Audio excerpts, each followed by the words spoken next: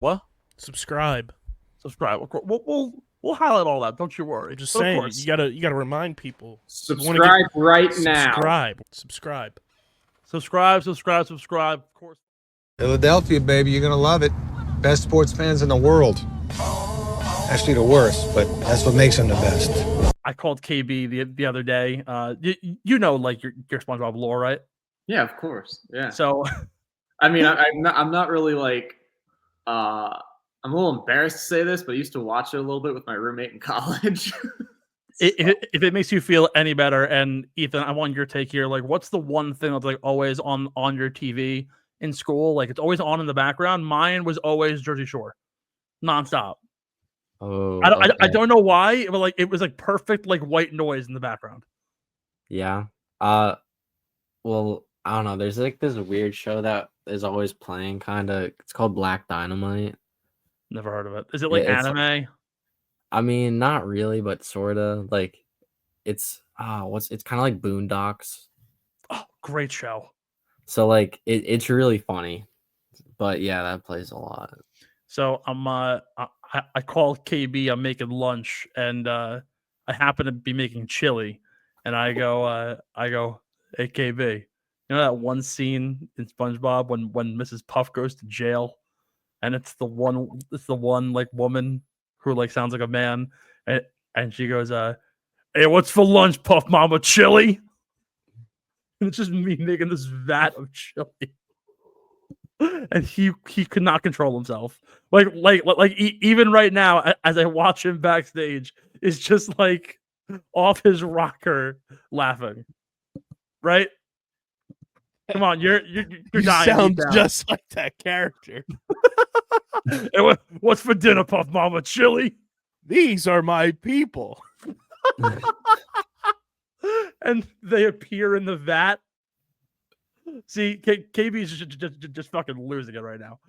Oh my god, what an absolute vibe! Welcome in to Getting the Hole, Ben Pirro, Ethan Hogan. I'm Steve McAvoy. Thank you for joining us for another terrific week in the golf world. As Russell Henley claims his 5th PGA Tour win, Colin Morikawa lets one more sneak just right by, and the Players Championship this weekend as we continue our push in the Florida swing, and in my opinion, the best swing of golf that we could possibly get our hands on. Of course, Getting the Hole brought to you from the Underground live on Spotify, Apple Podcasts, and on YouTube and wherever you can get a hold of your favorite podcast, bringing you all the news, analysis, and betting tips across the golfing world, presented by 47 brand. You know, the warm weather is almost around the corner. First 65-degree day here on Long Island, which was amazing. I know the weather's been getting better out by you, Ben, as well down in Florida. And let me tell you, walking around in just a t-shirt, shorts, and a nice 47 brand hat, absolutely nothing better. Get your hands on some 47 brand golf line, including new rope hats, as well as vented hats with our Burr technology to keep you nice and cool in those summer months. Perfect for your golf outings, on vacation, for your rangefinders, your mulligans, and the Milkwood styles for all your favorite MLB teams, and the exclusive home for your TGL headwear as well. Use our link in the description to shop everything related to the game we love and get free shipping on all orders with our partner 47 brand. Again, free shipping on all orders when you use our link in the description, and get ready to hit the course, the range, or the clubhouse with 47 brand. Also want to give a shout out to our boys over at Paramount Plus. Of course, everyone's favorite time of the year, aside from everything else happening in the golf world. We also have the Underground Madness right around the corner. Selection Sunday, March 16th. Me and Ethan's Quinnipiac Bobcats, chance at their first ever berth in the big dance. Of course, Ben Xavier team. We got DJ's Michigan Wolverines. We got so many teams possibly in the hunt to make a big run at March, and you can watch all things March Madness on Paramount Plus, starting out with their selection show on CBS this Sunday at 6 p.m. And of course, you can stream that with Paramount Plus with Showtime plan. And of course, follow us on Underground Madness for all the updates throughout the next few weeks as we get ready for conference tournaments right now, Selection Sunday next week, and then, of course, the big dance as we launch on the first 4, March 18th and 19th, the first round, March 20th and 21st. be sure to check out Paramount Plus with our link in the description, and don't miss a second of the action this March and get started today. Fellas, we start off the week. As I mentioned, Russell Henley earns his first big win this year. His first win in I believe 3 years now since Mayakoba back in 2022. And I saw a great tweet from Kyle Porter, and it got me thinking and questioning, hey, like, where are we at right now? Never has it been so early in the year we start talking Ryder Cup teams, but there's something about Keegan Bradley shooting, I think, like 9 under, breaking the 9-hole scoring record at the Arnold Palmer to get himself into the top 5, looking at Captain Keegan and saying the USA Ryder Cup team is kind of already taking shape, and we aren't even really talking about it. And it's the first time in a while that we get to actually have this conversation, because you look at the European side, and I haven't seen many top flight European golfers hit their stride yet. Of course, Rory had a great week this week.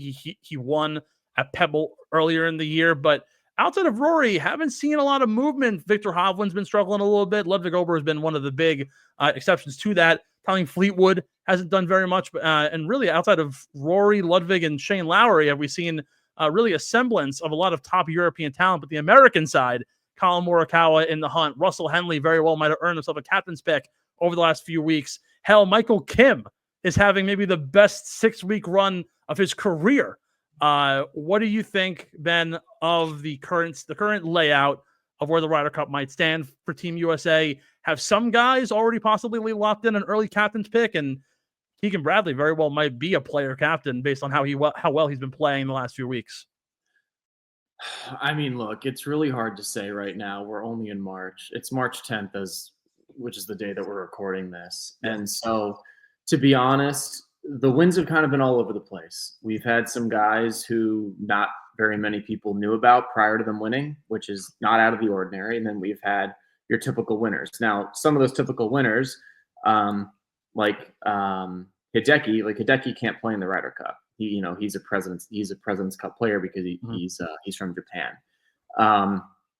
As far as, I mean, look, like prior to this week, the last 2 winners were Brian Campbell and Joe Highsmith.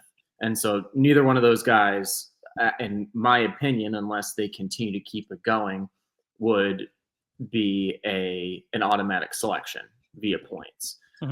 It's just that's just not how the projections shake out. And so, but if you look back further, obviously Ludwig Oberg, he's fantastic. Thomas Detry, he's fantastic. Rory McIlroy, he's fantastic. Harris English, I mean, could I see him playing in a Ryder Cup? Yeah, but he hasn't been healthy in a very long time. And so can he stay healthy? That's really the big question mark with him. We know he's talented, but can he stay healthy? That's the bigger question.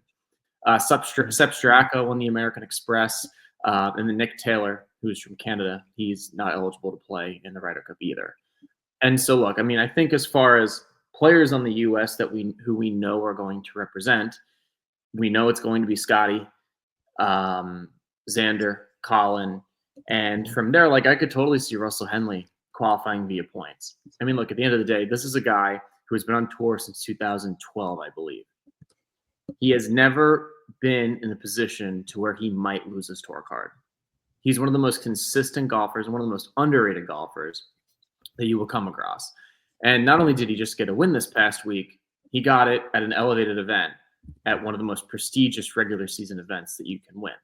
So that being said, I just think it's way too early to tell, and we still have a lot of golf left.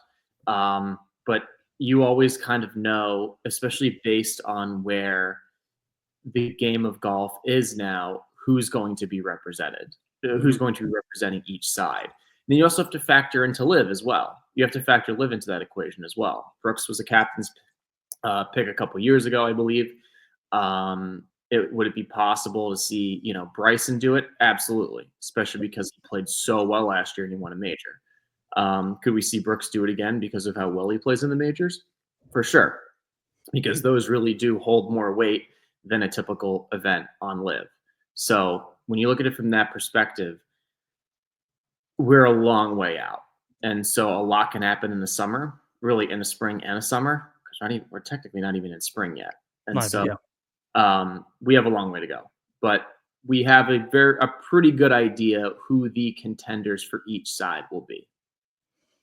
Yeah, I think, and when I saw the tweet, I took a second look and I was intrigued by like why the conversation's even happening, but at the same time, it kind of makes sense with the way things are currently slating out. Like if you look at both sides as we stand, granted, again, a lot of golf to play. We still have 5 months of this to go. But the current 6 locks on the American side: Scotty Scheffler, Xander Schauffele, Colin Morikawa, Russell Henley's currently 4th with his win at the API. Bryson's actually in 5th based on part of last year's points still quantify into the points. And then Mav McNeely at 6. Mav has played well enough to, as of right now, deem himself a captain's pick, but I wouldn't consider him a very high up captain's pick just because of the kind of players who, again, haven't necessarily played to their absolute best standards, but have notably had very good years throughout the 11, 12 events they play.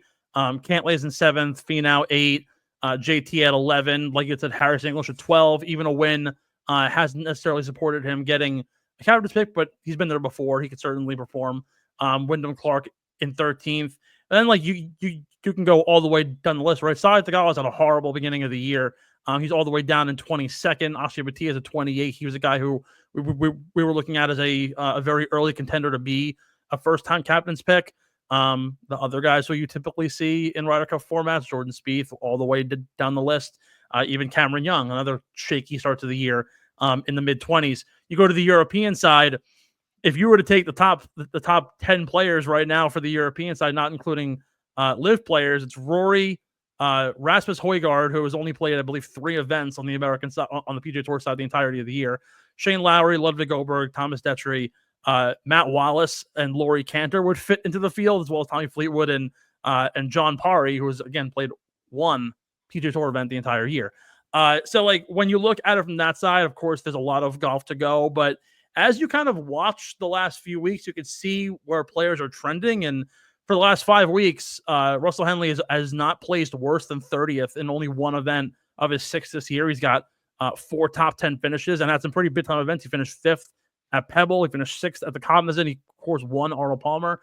He's been on an absolute a tear. Colin Morikawa is another guy. Finished runner-up this week in the field, is guaranteed a likely spot in the Ryder Cup. He's been phenomenal the entirety of the year, despite the inability to close late.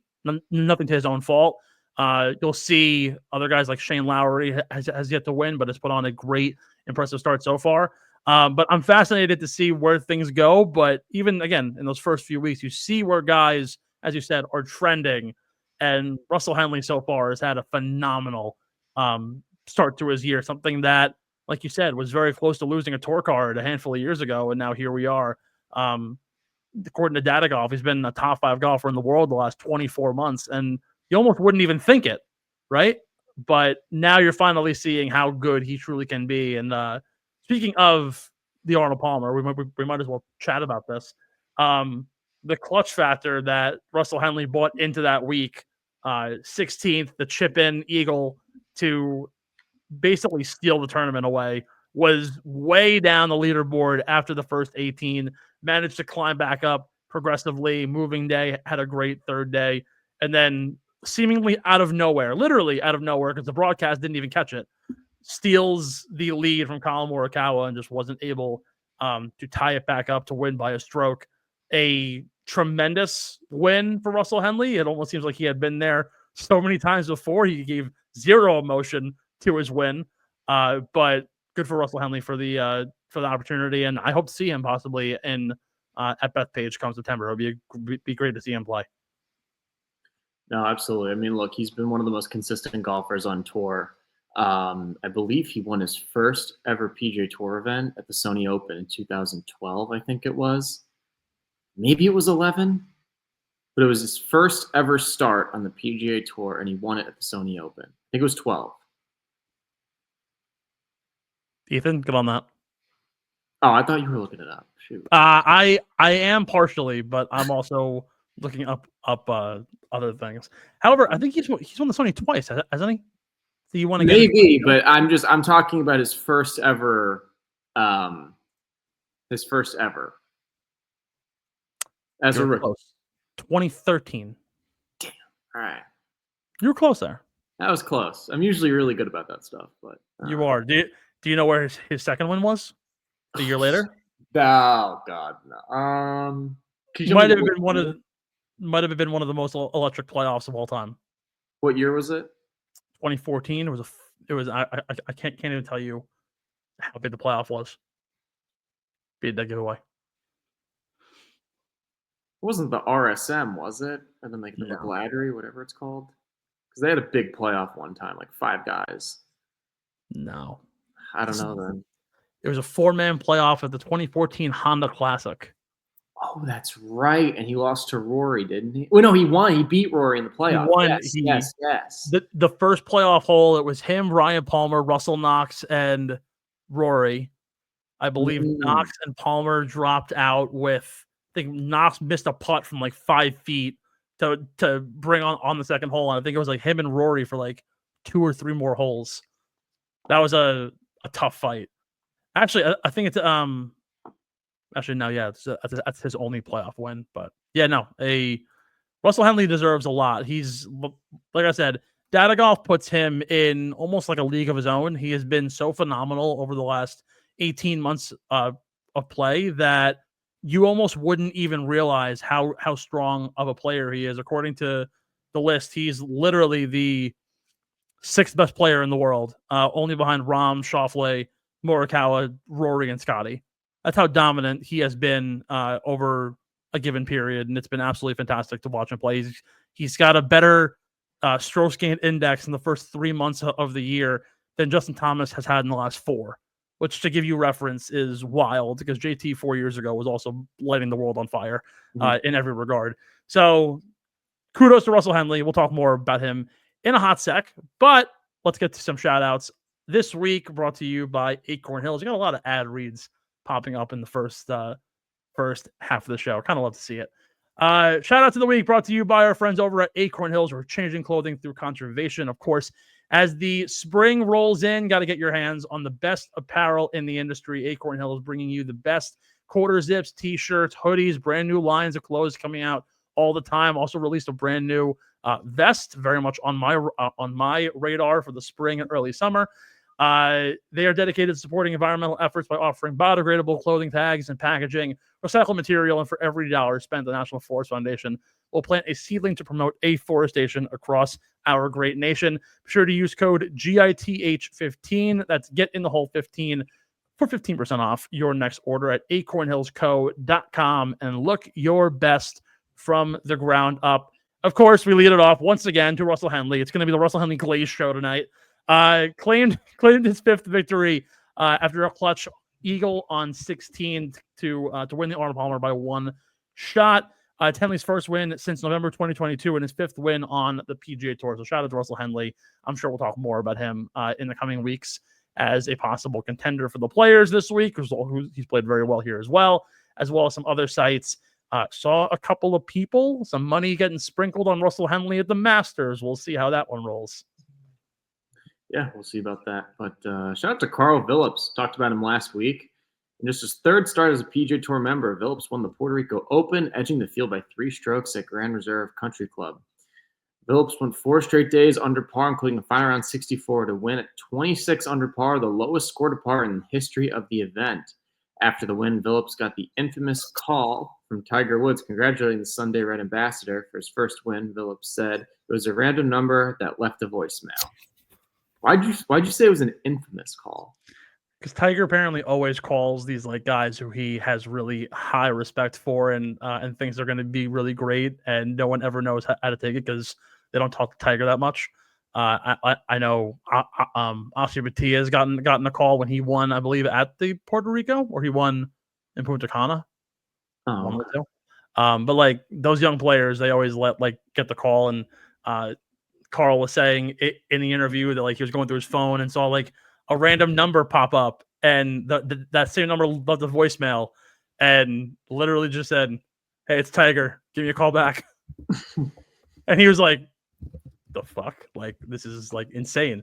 I told you. Tiger Woods knew something that no one else did. I told you that too, but okay. You did, but I wrote the show log, so I'm taking credit for it. Okay, yeah, for sure. Tiger Okay. Woods. Uh-huh. I understand it's an alternate field event. You could say whatever you want about it. 26 under par at a golf course for anybody is wildly impressive, particularly when you're as young and as talented as Carl Phillips is.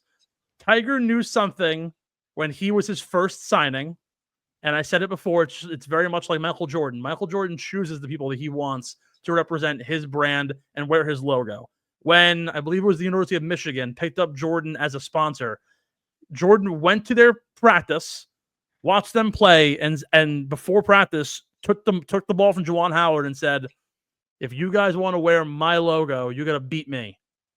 And every single guy going one-on-one with the Michael Jordan at 50 years old, trying to be like, we deserve to wear the Jordan logo. Did the same shit with the guys at UNC. He made a bet with Roy Williams that they wouldn't be able to beat him. And lo and behold, like they earned their spot. I think like Tiger knew when he was picking his first ambassador who he wanted to be the next face possibly of his brand or be the first face of many.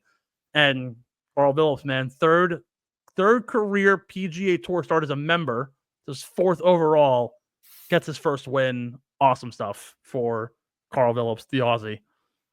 Maybe a President's Cup next year could be in his. I could totally see. I could totally see. I could totally see it. Yeah. That kid, it's amazing because we have.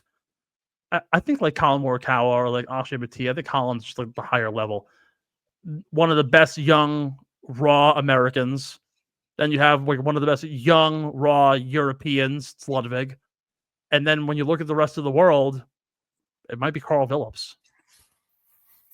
Amongst the Australian crowd, you look at Tom Kim's also up there. I was about to say Tom Kim could be up there too. Yeah, but like some really, really great international talent coming through the cracks at a really pivotal time in the golf world. We always talk about losing interest and people wanting to see new, young, fresh faces to dominate. Carl Phillips could be right there with Tom Kim at next year's President's Cup, lighting a fire under a lot of guys' butts. So that would be awesome to see. Shout out to Michael Kim. As I had said previously, is probably having one of the best streaks of his career so far to date. He's been playing since probably 2012, 2013. There was a time in Michael Kim's career where he, I believe, missed like 16 straight cuts. He said in an interview, he was like, I couldn't make a cut to save my life. But while not logging a win on tour since 2018, so far in 2025, since the Phoenix Open at the beginning of February, 5 straight top 15 finishes, tying the most top 15s he's had in a single season, and we're only in the middle of March. Listen to this. He has set his career earnings record at $2.7 million. You want to talk about a grinder? I understand as the years go on, purses get bigger. But to be a grinder in the pro golf game and fight for as long as he has, almost over a decade, to have only made $2.7 million as your peak right now, kudos to him for never giving up, on top of the fact that he's probably going to make a shit ton more if he continues to keep up this form. This has been some incredible golf from Michael Kim. Also one of the best follows on social media and Twitter. Like, you follow him, he gives you he after his round at the Arnold Palmer literally put a tweet out 8 pages long, his thoughts on the golf course, how he thought the travel was. He credits everybody that he's ever talked to. Like, he is a humble guy and loves to be able to go out there and just play golf. So great for Michael Kim. Continue the great form going into the Players.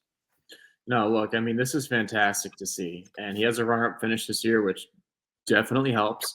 Mm-hmm. Prior to this year, his last 2 years, he was missing roughly half his cuts. Yeah.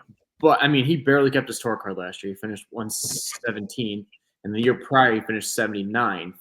Now, when you do miss half your cuts and you end up having good finishes, you play 30-something events. When you have higher finishes, that definitely helps for sure.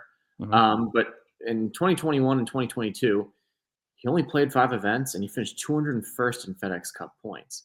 The year before that, in 2020 and 2021, sorry, it's loading. It's just there we go. It was just spinning. It was rough. It was not great. He finished 214th in the FedEx Cup. He only made 9 cuts. in 30 events. And then in 2019 and 2020, It was even worse. it was not good. 15 events, 1 cut made. He had 4 withdrawals, finished 248th. I don't know if he was injured during that time. That could have had something to do with it. But I mean, geez, in 18 and 19, he only made four cuts in 26 events. You know, he finished outside the top 200 again. And so this guy's been on tour for a while. And there's something to be said for the guys who just figure it out, they grind it out, and that's what he's done. You know, I mean, even the year that he won, I believe it was the John Deere. Yeah, he won the John Deere, 27 under par. He played 27 events and only made 10 cuts. And so this guy, really as a whole, throughout his career, he's never been super consistent. Okay. But he's been able to make up for it with very good finishes at times during the year, which will net him a lot of points. Because most guys on tour, for those of you listening, most guys, if they play, say, 30 events, they'll make most of their money in a 4 or 5 week stretch during the year. After that, it's really just like middle of the pack, kind of whatever finishes, and then crap too. And it's just how it is. And so, because not everyone is going to be like Tiger Woods and win 30% of the time. You know, that's just not what happens. And so it's really just like how it's like the typical, like in statistics, you learn about the bell curve. And so really Michael Kim is really like the epitome of like the bell curve in a way. I mean, he'll have some really good finishes and then he'll have some really bad ones. But just to bring up the numbers from this year so far, he's played 8 events. He's made the cut 6 times.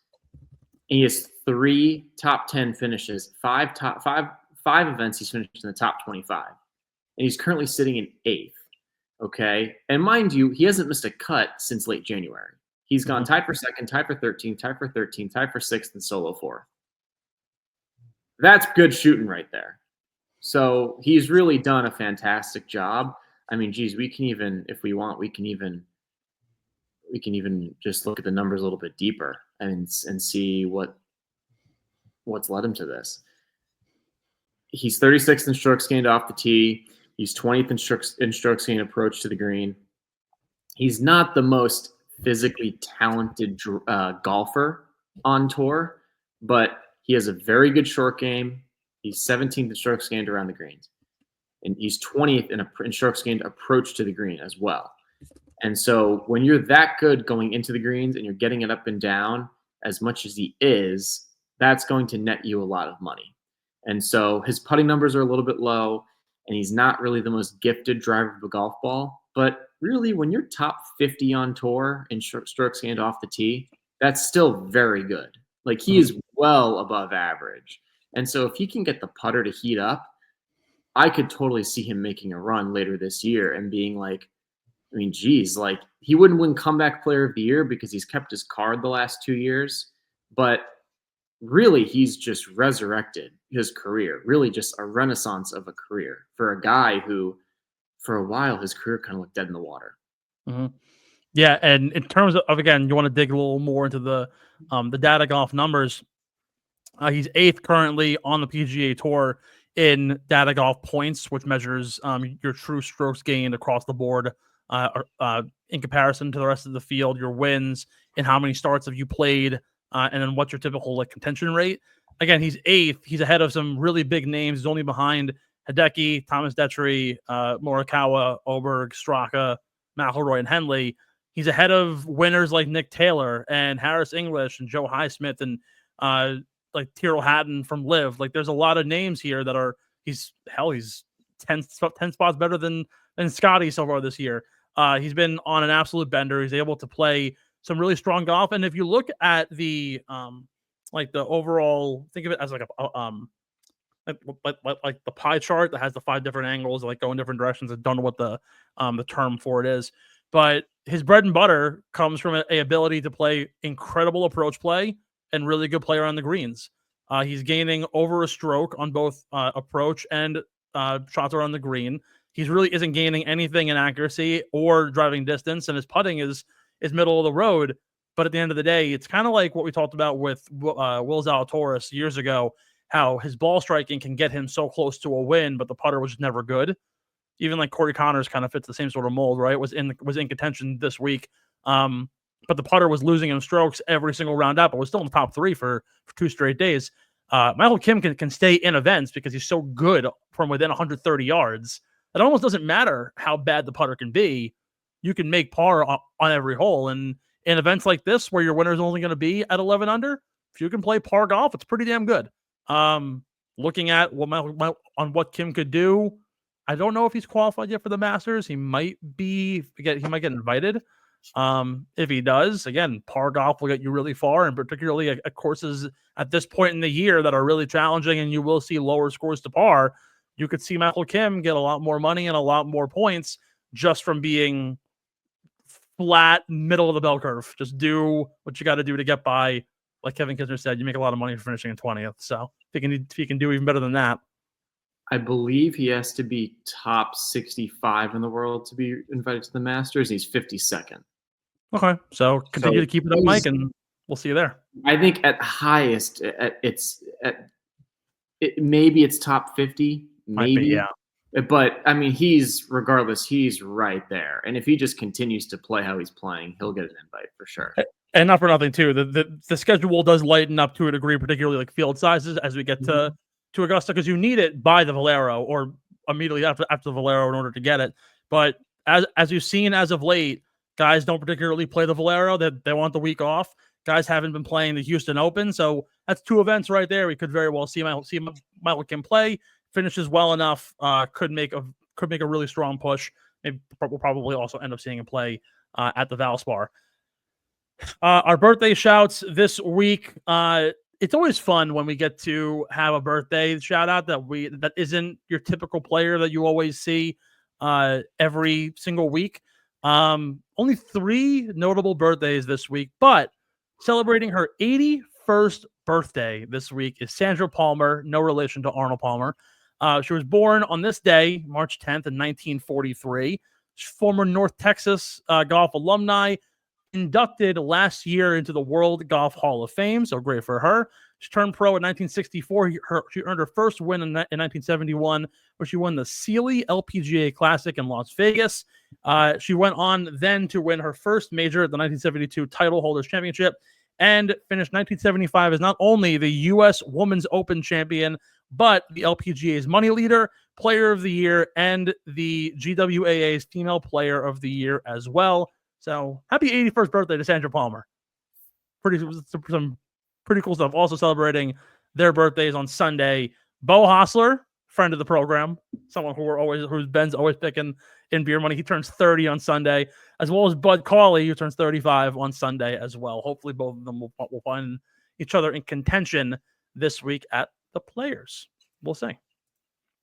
We're going to take a short break. On the other side, we're going to talk about what happened this past week at the Arnold Palmer, a specific PGA Tour blunder yet again, this time from the television side. We'll let you know what happened there, and we'll give you a preview of the Players as well as our beer money picks of the week. Don't go anywhere. For Ben, Ethan, I'm Steve, right here in the Underground. We'll see you in a minute.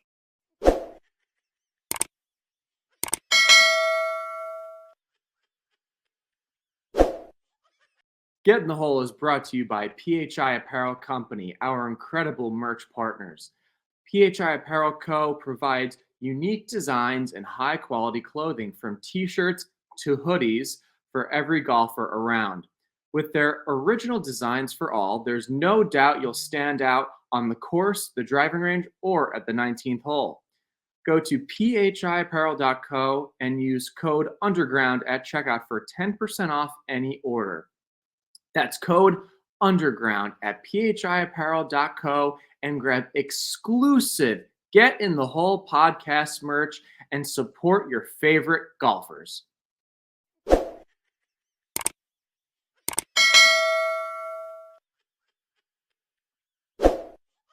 Ladies and gentlemen, we have breaking news here on Get in the Hole. It is not what you think it is. we have a brand new advertiser on the network, and God Almighty, I'm so excited to bring them on to our program. One of those white whale brands that I've been watching for a long time, and I've been waiting to get a hold of them. I've reached out to so many people online trying to flag them down, but finally we have made it happen. Devereux Golf is a part of the underground, and what a perfect way to bring them into the fold as we hit an apex point in the golf season. Established in 2013, Devereux Golf is a cultural golf brand redefining the game by championing inclusivity and accessibility. Their mission is to create a community where everyone feels welcome on and off the course with innovative designs, bold storytelling. They blend tradition with modernity to inspire a new generation of golfers, and they are more than a brand. It's a movement to make golf a sport for all, and we're so excited to partner with Devereux Golf. You can get 15% off your first order when you use our link in the description and use code WELCOME15. Again, use our link in the description of these shows and code WELCOME15 at checkout for 15% off your next order. Shout out Devereux Golf, DevereuxGolf.com. Be sure to get in on the movement and don't miss out. Some absolutely awesome stuff. KB and I were chatting about it. It's just, they have a hat that is a goldfish, and it literally just says, "Be a goldfish." It's perfect. Ben, that's a hat for you. DevereuxGolf.com. Check them out. Welcome 15. Code in our description. Get 15% off your next order at DevereuxGolf.com. Check them out.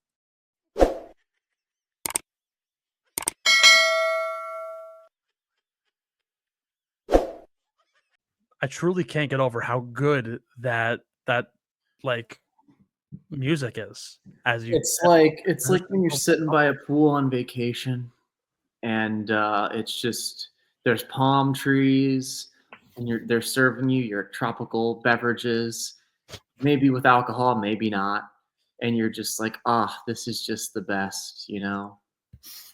It's like therapy. What's your go-to tropical beverage? I mean, I don't drink anymore, so I don't really have one.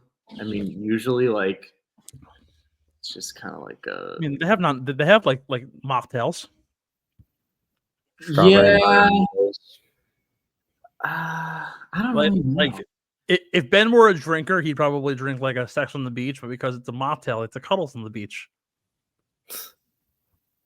Oh, that was a good one, Steve. Oh, come on, Googly Bear. It's not funny. Okay, whatever. I called it. He would have no idea what I'm talking about. I have no idea. That. Ben is a Scotch guy. Ew. Oh, God, no. Ew, Scotch is gross.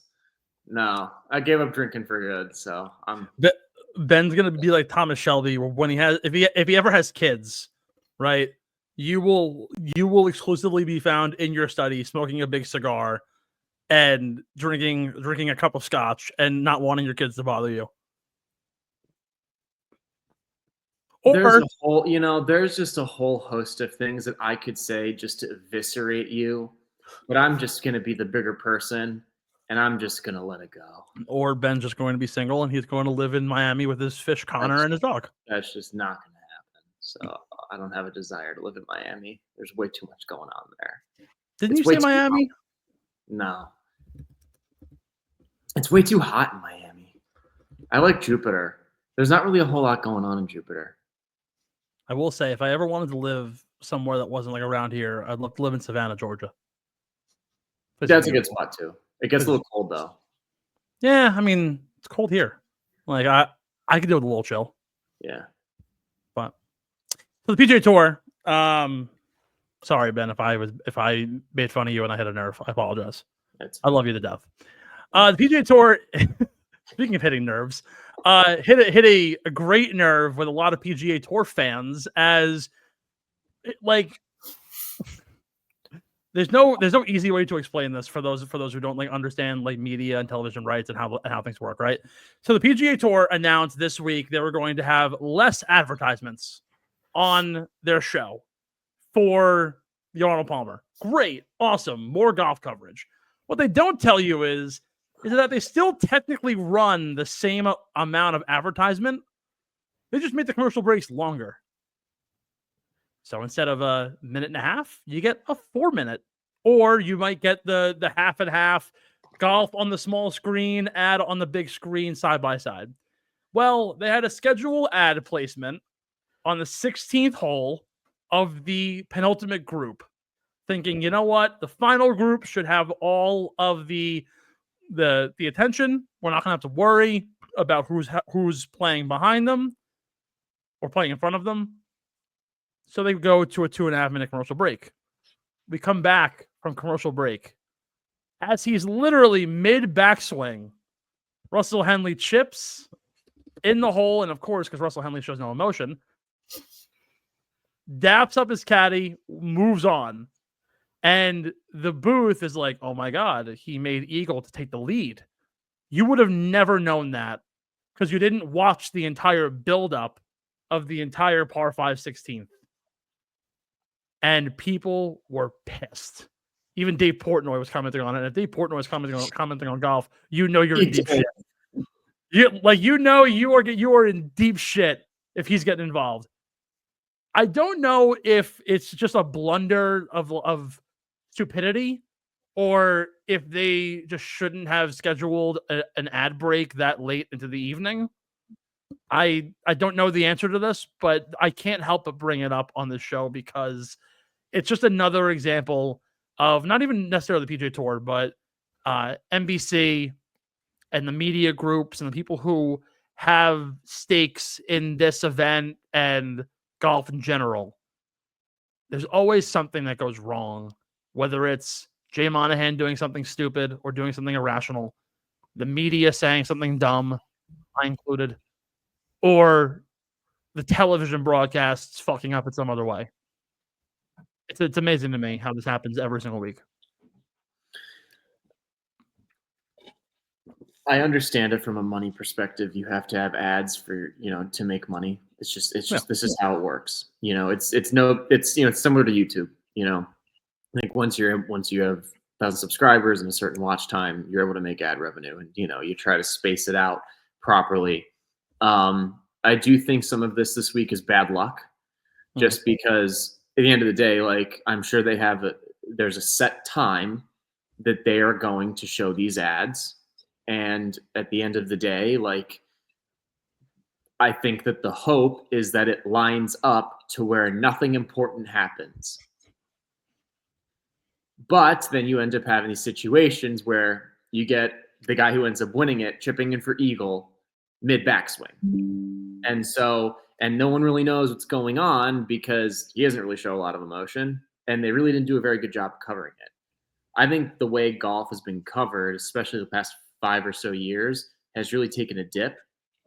And so I think a lot of times the on-course announcing is better because now we have former caddies and former players doing it, or players who kind of play like part-time, like Wesley Bryan, he doesn't have a full card, but he did stuff for the PGA Championship because he wasn't in the PGA Championship.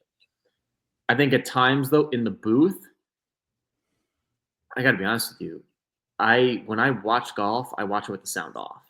Yeah. And I think at the end of the day, NBC really took a nosedive when Johnny Miller retired, just like CBS kind of has taken a nosedive since Nick Faldo has retired. I mean, those two guys, say what you want about Johnny Miller. Johnny Miller was fantastic on NBC for golf. I mean, he was great. He tells it how it is. And a lot of people don't like that. I like that personally.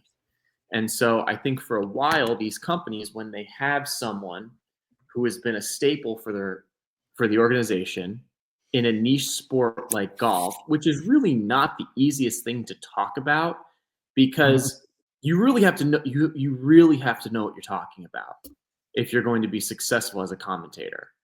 That's why that's why Greg Olson is so good with Fox, when it comes to the NFL. At the end of the day, though, even when it comes to baseball, Alex Rodriguez is very good behind a mic. Say what you want about Alex Rodriguez, but he's very good behind a microphone. And so I just don't think golf has that yet. It's just, and there has to be a chemistry, right? Between, say, Nance, who's not a golfer, but is very good at calling it, and the former golfer who's also calling it. Yeah. Nance and I understand NBC, CBS. It's really all the same. That we've been running into the same issues, regardless of the network, for a while. There has to be some sort of chemistry. And to be honest, Trevor Immelman and Jim Nance, they don't have that. Okay, and it's the same thing with NBC. So at the end of the day, I do hope it gets better for the fans' sake, because they want to listen to what the quote unquote professionals, and by professionals, I'm talking about the people covering the tournament, have to say. Because most people aren't professional golfers, to where it's like, I don't really need to like listen to this. And so I hope it gets better. I think part of it is bad luck. I mean, shoot, like we could stretch this and say some of it possibly because of pace of play.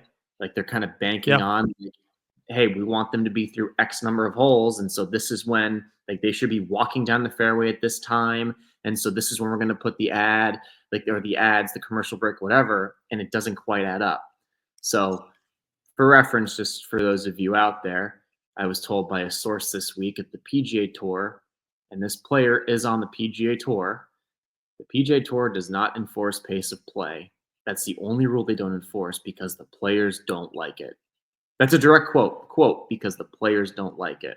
Is it possible to say that the pace of play could kind of be screwing with the time that we go to commercial breaks because it's not quite adding up? Like, there's a reason why the NFL, if there's an injury, right, they go to commercial break. Timeout, 2-minute warning, after touchdown, change, offense gets off the field, defense comes on the field. There's a reason why we have all those commercial breaks. Same thing with the NBA. And so, because a lot of this stuff you can kind of predict. With golf, it's not so easy because there's so much more timing, and you don't have timeouts. You don't have offense and defense coming off the field left and right, or substitutions. And so I think that could be a possibility as to why it has also suffered. I think there's a couple of things, right? And I've compared this probably over a year ago, that the PGA Tour or really CBS and NBC, because they're the group handling this. They should handle their advertising the same way that like NASCAR does, right? NASCAR is a sport where there are really no breaks. The only time you ever get one is if there's a major crash and you get a yellow and you have to go around for a short break. Even like F1, same sort of idea. They always do the half and half ads, but of course, people are going to pay top dollar. For example, like Rolex. I remember vividly from the Portnoy video, like the ad was Rolex. They're going to pay you a shit ton of money to run their spot, and they want to be the star of the show. They want to be the only person on screen and want to take away the time. But run that ad maybe after the event. It's the first thing you see after Henley wins, or maybe you see it right before 18. You could run your ad spot. Like, do it immediately following the end of a hole. Don't play it out from the beginning of 16 until we get to the green. You got to realize that's a pretty long time. Like you watch the tee shot and then all right, yeah, cool. Let's go to commercial break, because Collins on 15. There's no way like Henley. But also you got to think about it too. It's a par 5. Like, just thinking logically about the scheduling of events, what is the one hole on the golf course that A, the entirety of the week of the best scoring average, and B, gives you the highest percentage chance to make a birdie? It's a par 5. Russell Henley's one back. Like I don't understand why the scheduling you can't make adjustments on the fly. They should A, focus the broadcast and be more structured like NASCAR, where they don't have those full screen opportunities. Yeah, it's losing you some money, but the product is better. Satisfaction is better. And I agree with you too when it comes to booths and commentary teams. I love Jim Nance. I think he's incredible. I can watch Jim Nance commentate ants marching up a hill. I don't see the same thing from Mike Tirico as I do from Jim Nance. And it's no bash to Mike Tirico. He's tremendous in the sport. He does everything from football to baseball to golf to cycling. But I don't like listening to Mike Tirico call golf. It's just something that I'm not a huge fan of. I love listening to Nance. I love listening to Immelman. I think he's great. When I'm watching NBC, I think Nota Begay is really smart. He knows his shit. Smiley Kaufman is tremendous too on course. When CBS had David Faherty was like incredible. The guy was a book of knowledge. I mean, like the guys they have now do good jobs, but I miss the older days of listening to Vern Lundquist and listening to Dottie Pepper constantly do their job because they were all tremendous. I think you're right. Golf's a challenging sport because the booths need chemistry too. And you don't get the same kind of gist from a lot of people that you would have gotten with Nance and Faldo, or even thinking to, I'm trying to think like who else is a great example. Like Scott Van Pelt could sit in the booth for ESPN on Masters days, and you can just listen to him talk about anything. Like it's you need guys who are storytellers to be able to call good golf. Like I always said, guys who called radio and baseball would do great in golf. Because I can listen to Vince Scully tell me anything. He can read me a book and I'll be immersed in it. You put him on a golf course where he can just have a monotone voice, speak low, and just talk to you about the overall energy and the vibe in a certain place. It's electrifying. Guys who call football games shouldn't be calling golf. That's just not really their thing. He's a very certain person to be able to do it, which is why Nance is so good. It's why Al Michaels would be so good at it. It's why he's done so well in hockey and football and baseball and so on. But I think if the booths were a little bit better, it'd be more engaging. You wouldn't want to run more commercial time. And then like you're saying, yeah, the pace of play matters, and scheduling where you run your ads is vital. But it sucks for the tour's sake, because they touted this whole statement of we're going to run less ads. We're going to give you more golf. And the product still fell flat. It's like they always say in an interview, the only thing that matters is the first sentence and the last sentence. Nothing in the middle matters. But the one thing that happens at the end bit them in the ass, which is an unfortunate blunder, if anything. Mm-hmm. No, I completely agree. Mm-hmm. Sorry, a lot of chatter for a very easy comment. Quick preview here on the players as we look ahead to TPC Sawgrass this week. Ben, have you ever played Sawgrass? I feel like I always ask you this question. Oh, I have. That is a hard golf course. Oh my God. So the weather going into the week seems pretty good. It's a little bit chilly. I was actually surprised to find out that like the morning temps are like low 50s or low 40s, high 40s. By peak day, it's around 60 degrees. It doesn't get much higher than 70 throughout the whole week this week. With some rain possibly on Sunday, light 25% chance, but nonetheless, only an added challenge to an already difficult golf course. What are some of the insights that you can give for how important of a week this is for the players, being that it is the Players Championship, but also how challenging the golf course is, and some of the things that you might not see on the broadcast, aside from the ample water, that really screw guys up on this course? I have to say, before I say what I'm about to say, I have never had a lot of success on P-tie golf courses. Okay. So, like, I think for every golfer, there are certain courses. Like, for me, I love Donald Ross style golf courses. Historically, I've always torn them up. Like, if there's a tournament and it's on Donald Ross, I'm going to do everything in my power to play it, because I always play well on them. P-tie, he has my number. I swear. I mean, he just kills me. This is the type of course where the best way I could describe it for you, it's one of the most underrated challenges on the PGA Tour, because it's challenging from tee to green simply due to the fact that the fairways are not only narrow, but they move. There's movement with the fairways, which makes them statistically harder to hit. Just because you hit the fairway does not necessarily mean you're going to have a shot at the pin or really like half of the green. Okay? You have to be super precise with where you're hitting the ball off the tee. The greens themselves are relatively challenging there at TPC Sawgrass, the stadium course, because they're undulating and they're also bigger. Part of the thing is they have so many runoff areas. And then on top of that, they have those small pot bunkers where when you can't get both feet in the bunker, in the sand, it actually makes it very difficult. Okay. And so if you're on out there, you can definitely shoot a low round. But just the way that the holes move, the placement of even trees. I mean, I think it's hole 6. If you could have 9-iron into that green, and if you hit it right, it could get stuck in a palm tree. It's happened to so many guys. You look up at those trees next to the green, and there are balls in there.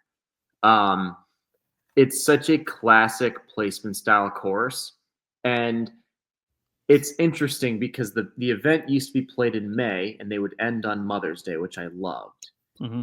Now the fact that it's played in March, it's March and it's North Florida. Okay, so it's going to be colder, it's going to be windier, and the course is going to play probably firmer and faster because May is kind of when the temperature, the weather starts to change in Florida. That's in May. That's when you start to get the rainy weather, not as much wind. It's hotter.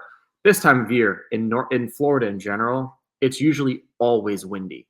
Okay, and it's always usually pretty chilly in the morning. And so it's going to be very interesting to see who plays well this week.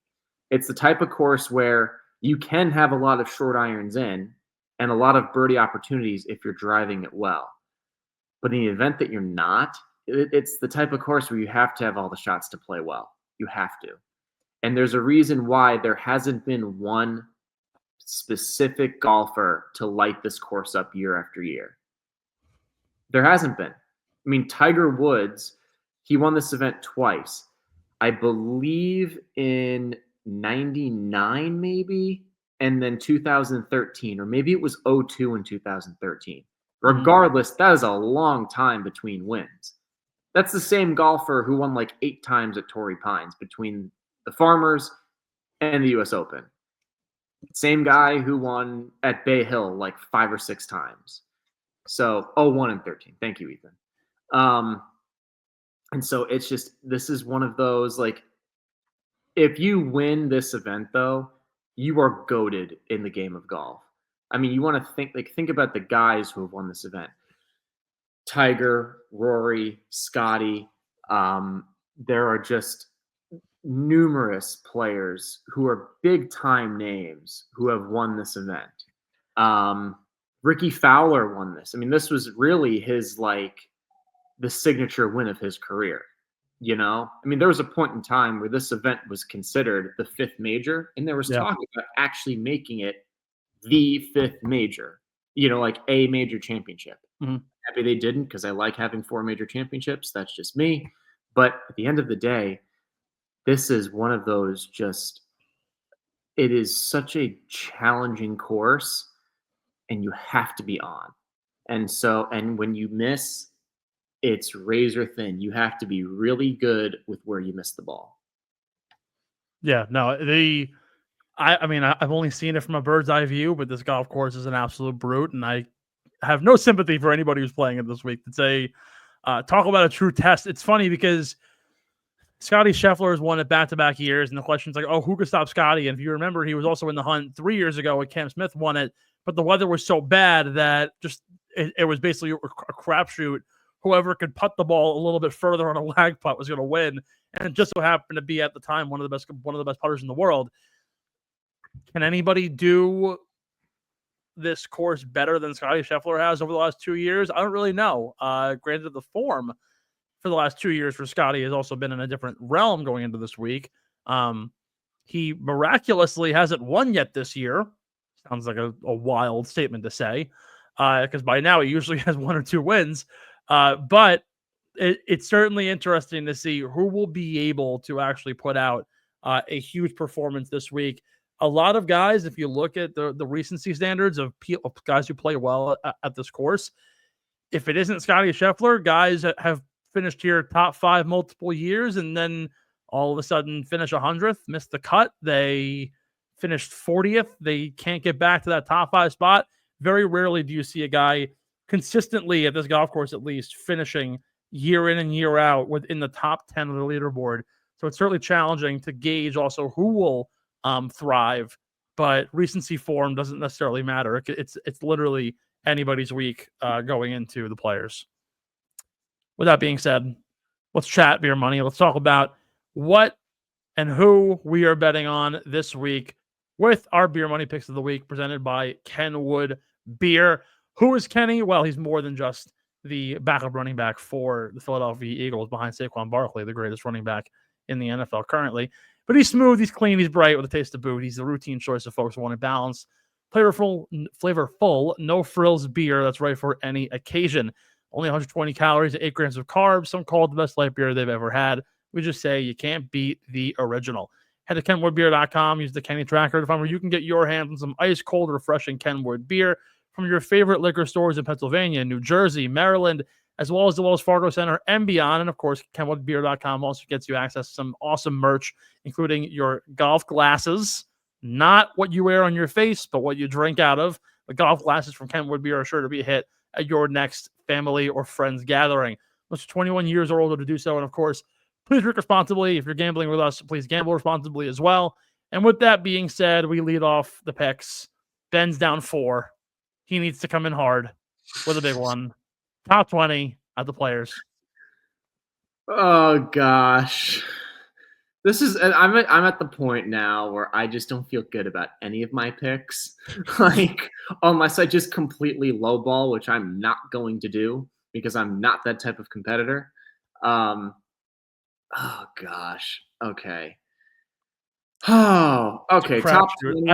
I don't even know who I'm picking this week. If it makes you feel any better. I mean, it's such a hard. This is the thing, though. It's one of those courses. It's so hard to make picks because it's just no one has had like consistent historical success here. You know, Exactly. And it's like, yeah, we've had multiple time winners of this event for sure, but most of the time it's not back to back. And so, okay. Top 20, give me Tom Kim. Yeah, I'm going to go with Tom Kim. I feel like he's one of the more consistent guys on tour.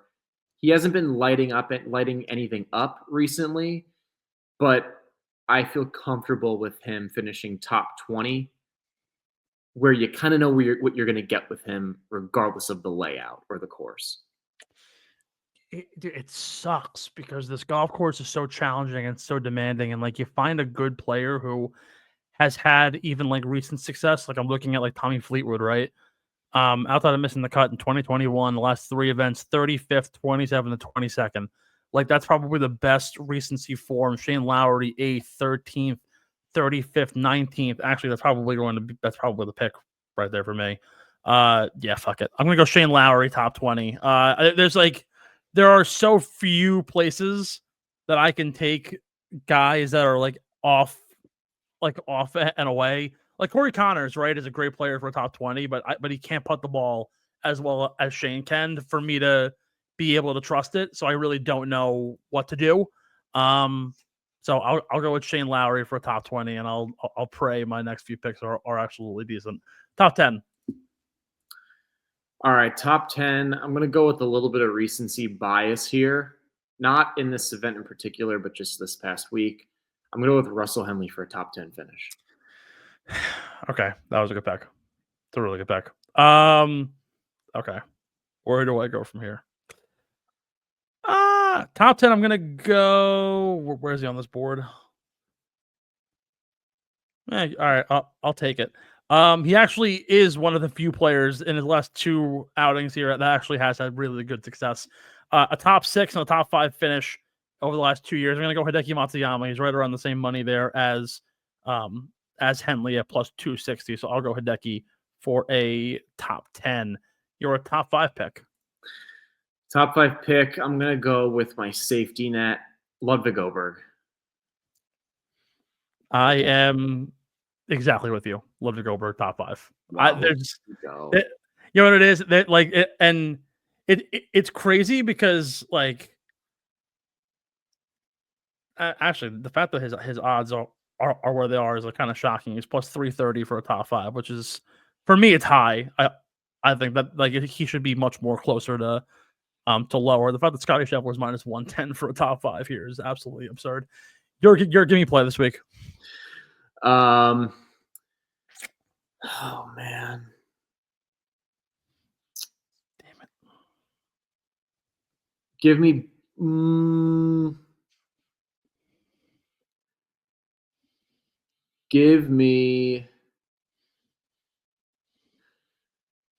Minwoo Lee for a top 20 finish.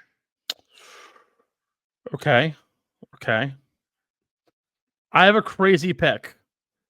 And I don't know if this is a good pick or a bad pick because he's deep down on the odds board, but I just recognized something really interesting. He's the only player in the field, with the exception of Scotty Scheffler and Hideki Matsuyama, to finish top 15 in back-to-back showings of this event. He's also only played here 3 times in his career, but his recency. Let's see what he's done recently for me to justify this pick. Has he even like freaking played? I haven't seen his name at all. All right. All right. He's actually had good results recently. He finished T4 at the Waste Management. He's placed top 40 each of the last 4 weeks. Finished top 20 this past week at the Arnold Palmer. I'm going to go for a top 30 finish. Christian Bezuidenhout. Top 30. Back-to-back weeks. He finished back-to-back years. He's finished 13th at this event. His debut in 2021, he finished 41st. So I think a top 30, it's like plus 400 there. If you want to jump up to a top 20, it's plus 650. So some good numbers for Christian Bezuidenhout. Shouldn't be a gimme play by any means. Honestly, if we're talking easy plays, I should switch Lowry to top 20 on here and putting Bezuidenhout top 20 for my other. But Bezuidenhout top 30, I think, is a smash here if you want some good money plays. Your winning pick.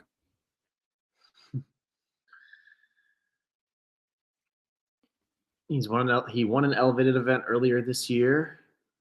When he's on, he's unbeatable.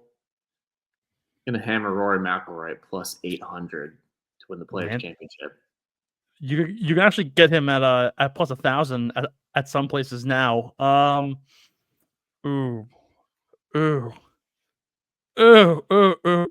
I do? What do I do? When Scotty won here 2 years ago, was that his first win of the year? Or did he win prior? Because he didn't. I think Kurt Kitayama won at Arnold Palmer. I think he didn't win. He didn't win a Pebble. I think 2 years ago it might have been his first win of the season. I'm trying to pull it up right now for you. Okay, so 2 years ago. Yes. No, sorry. No, that was his second because he won the Waste Management before that. Fuck. Damn it. Okay. Shit. This doesn't help me whatsoever. All right, let's go completely on vibes at this point. Damn it. I probably could have afforded myself to take Ludwig Oberg here, right? That actually would have been a strong ass play considering his recency form. But I'm going to ride this because I think it's worthwhile. Let's see what he's done so far this year. Part of me actually isn't confident because he was hurt. Yeah, he was hurt. All right, so I'm not taking Xander. I don't want to take JT because he can't putt right now. Sorry, I'm taking so long. All right, you know what? He was in contention this past week and fumbled the bag, but I'm going to ride the hot hand, and I think he's really pissed off about not getting a win this past week. Colin Morikawa to win the Players. And if it isn't him, it's going to be Ludwig Oberg, I think. But because I'm taking Ludwig top 5, I might, prior to Thursday, I might switch those picks. I might take Ludwig to win and Colin top 5. I'll gauge that one. For beer money's sake, this is it. So no. Fuck. This is it. So whatever you decide, so that's your pick. So all right, I'm swapping it here. Ludwig Oberg to win, Colin Morikawa top 5. That's the play. That's what I'm going with. That shouldn't even be allowed, but okay, fine. I'll allow it. I mean, I'm helping you out. Because if Oberg finishes top 5 but he doesn't win, you get a point and I don't. I would have gotten a point regardless, though, because he was top 5 anyway. Yeah, but then I would have also. Yeah, but it's point differential. I also would have gotten a point if I had picked in top 5. Can you double pick? Can Like, can you? I have done it before. Yeah. Well, that's just not surprising. No, Steve likes to make up the rules as he goes. That's what Steve's like. That's his. I forget when it was. Oh my God. When was it? That's his. That's his prerogative. Steve. Like that's an 2 years SAT ago. word right there. Steve's prerogative is that he likes to make up the words as he goes. No, I vividly remember this. It was 2 years ago. I picked Denny McCarthy to finish top 20 and top 10. And I said I was so confident in it. And then he missed the cut.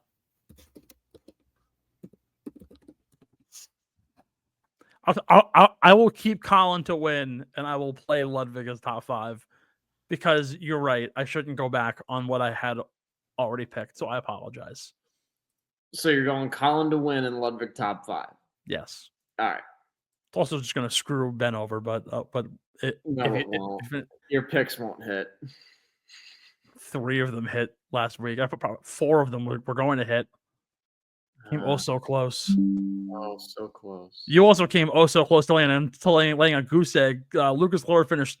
He finished T37. He would have finished T41 had Sam Stevens made bogey on, I think, 17, and he drilled like a 41-footer for par. So, oh, yeah, baby. Jupiter Hills Performance Center. The Sam Stevens train there? No, Lucas Glover does. Wow, Lucas Glover. Fucking great. I love it. All right. That's going to do it for us here. Episode 195 of the Getting the Whole podcast. I think as of right now, we might be getting up to the, I have to see when our schedule hits. I think we actually might be approaching episode 200. Might fall at the Masters. I think it is. Yeah. 6, 7, 8. Oh, no. 199 is going to be the Masters. Shit. Crazy. Well, that's going to do it all for us here. Episode 195 of the Get in the Hole podcast. Be sure to follow us on all of our socials on Instagram, Twitter, TikTok, Facebook, and beyond at Get in the Hole Pod. Be sure to leave a comment, subscribe to our channels here on YouTube at Underground Sports PHI, as well as on Spotify, Apple Podcasts. Check out our links in our descriptions to our awesome sponsors, including Paramount, 47 Brand, and a few new big-time sponsors coming up the pike very soon on the show. Also want to plug our Joey Chitwood interview from last week. Be sure to go listen to that as we get all the info on the Truist Championship. Both KB, myself, and hopefully Ethan will be at Media Day at the Truist later on this month, which will be awesome, as well as getting you some behind-the-scenes access come the tournament in May. Some really exciting stuff from the team over at the Truist to be able to bring us an awesome signature event over at the Philadelphia Cricket Club.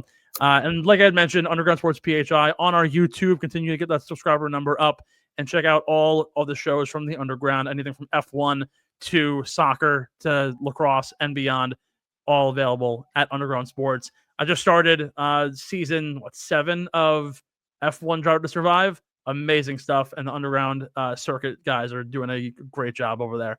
So once again, for the Get in the Whole podcast from the Underground, Ben Pirro, Ethan Hogan, I'm Steve McAvoy. We'll see you next week, and enjoy the golf with the players. Thanks for listening to Get in the Hole, the official golf podcast of Underground Sports Philadelphia.